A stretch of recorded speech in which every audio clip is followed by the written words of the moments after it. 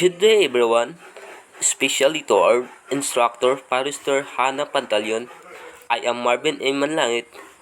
Today I am going to report my assigned topic in forest soil management and silvicultural treatment. There are three parts of a silvicultural system, namely regeneration, tending, and the regeneration harvesting. What do you mean by regeneration? Regeneration is the process of renewal, restoration, and tissues growth that makes genomes, cells, organisms, and ecosystem resilient to a natural fluctuation or event that cause disturbance or damage.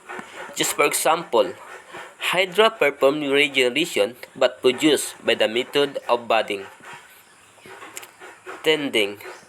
Tending is a term applied to pre-harvest silvicultural treatment of forest crops trees at any stage after initial planting or seeding. The treatment can be spacing, pruning, thinning, and environment cutting, or or of competing vegetation such as weeding or cleaning. The regeneration harvesting. A regeneration harvesting is a method of cutting or remove trees in a stand. Objective of forest soil management. The ultimate objective of forest soil management are to improve forest soil quality and productivity and sustain ecosystem function and services. There are two kinds of objective in forest soil management, such namely short-term objectives and the long-term objectives.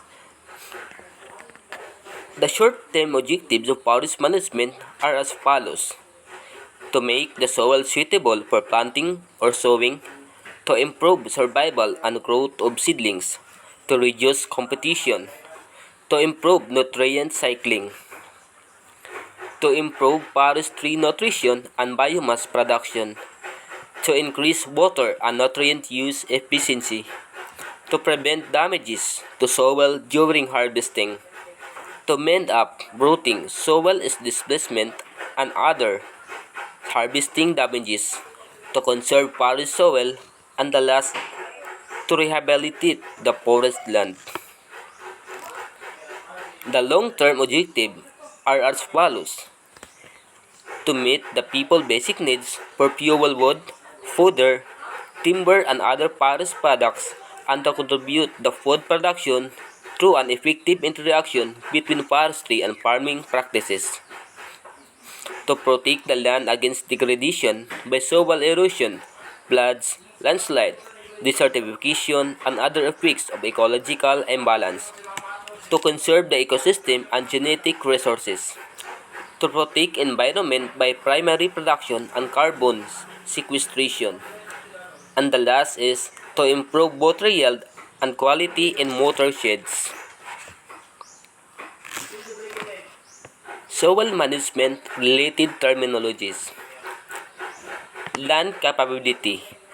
The land capability is the ability of land to accept a type and intensity of land use permanently or for a specified period under a certain management without a long-term degradation.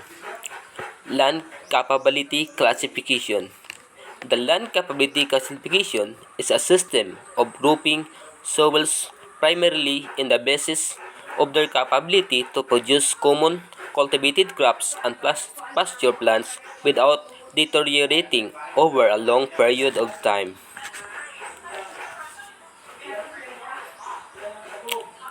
The characteristics of land capability are given, or capability classes are given as follows. The land capability class 1. The soil in this class are deep, fertile, and responsive to fertilizer. It is also suited to wide range of plants. Land capability class number 2. This soil require careful management and conservation to prevent deterioration under cultivation. Land capability class number 3. Soil in this class have severe limitation that reduce the choice of lands or require spectacular special conservation practices. Land capability class number 4. Soil of this class have severe limitation that restricts the choice of plants or required very careful management. Soil capacity class number 5. This kind of soil have a little or no erosion hazard but have other limitations that are impractical to remove. Soil capability number 6. Soil in this class have a severe limitation that make them generally unsuited to cultivation and limit their use largely to pasture or range, woodland or wildlife, food or cover. Soil capability number 7. The soil in this class have very severe limitations that make them unsuited to cultivation and that restrict their use largely to grazing, woodland, or wildlife. Land capability number 8. Soil and landform of this class have limitations that preclude their use for commercial plants production and restrict their use to recreation, wildlife, or water supply.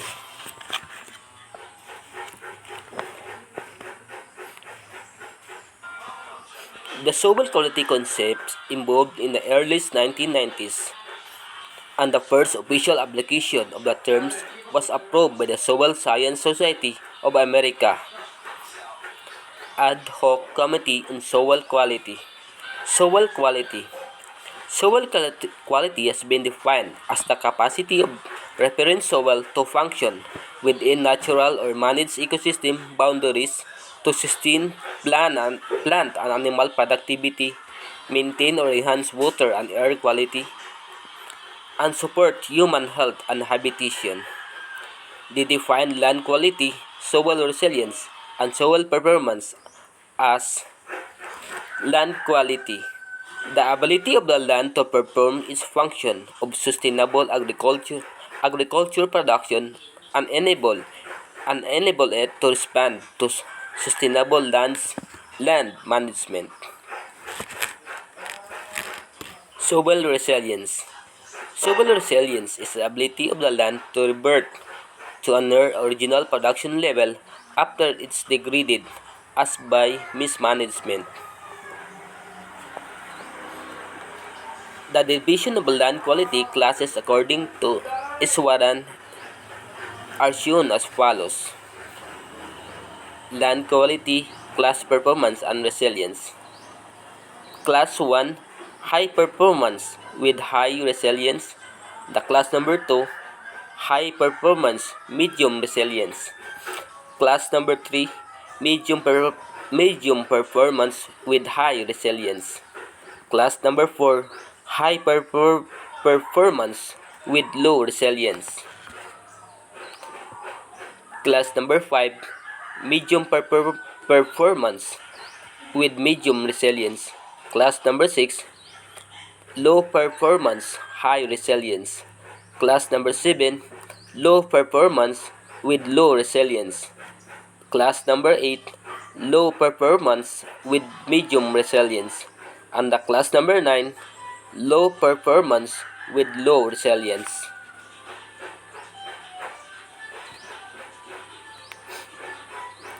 Soil quality class 1. Class 1 land is the prime land. The soil are highly productive with few limitations. Soil quality class number 2 and 3. The soil in this class are good to have few problems. Are good and have few problems for sustainable production.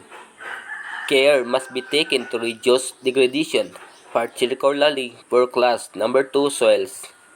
Soil quality classes number 4, 5, and 6.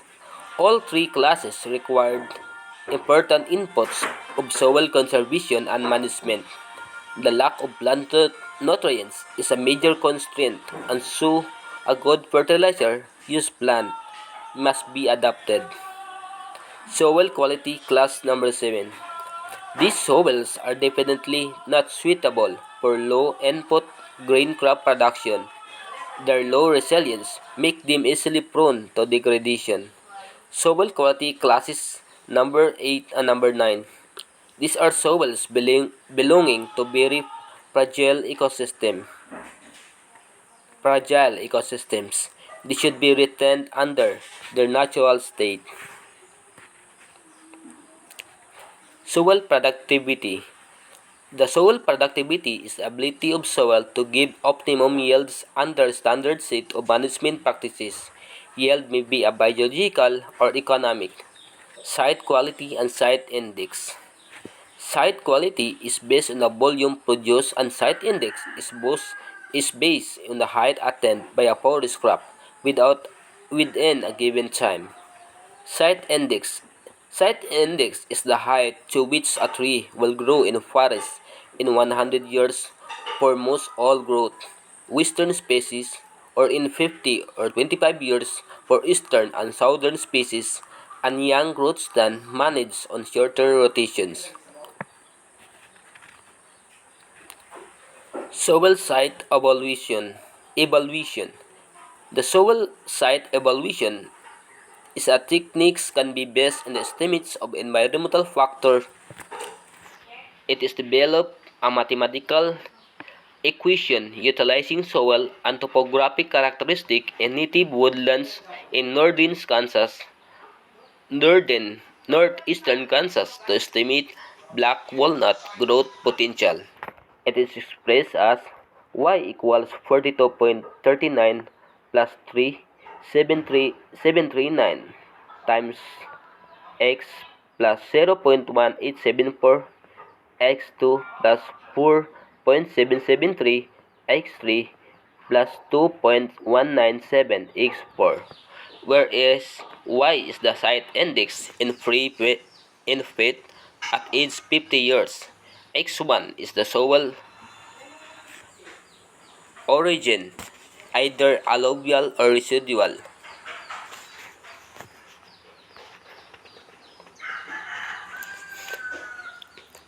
X2 is the A horizon thickness in inches or depth on a significant textural or structural change. The X3 is as we define as cosine, azimuth -45 plus 1, and X4 is a slope either less than 10% or 10% and greater. Sustainable forest management is a key concept that underpin modern forestry practice by recognizing the needs to balance the social, ecological, and economic output from forests, as outlined in Europe in the principles agreed upon through the Ministerial Conference in the Principles of Forests in Europe. Management of natural forests, a central goal of modern sustainable forest management is to maintain the biodiversity and resilience of forest landscape in conjunction with ensuring the ability of wide variety of ecosystem services.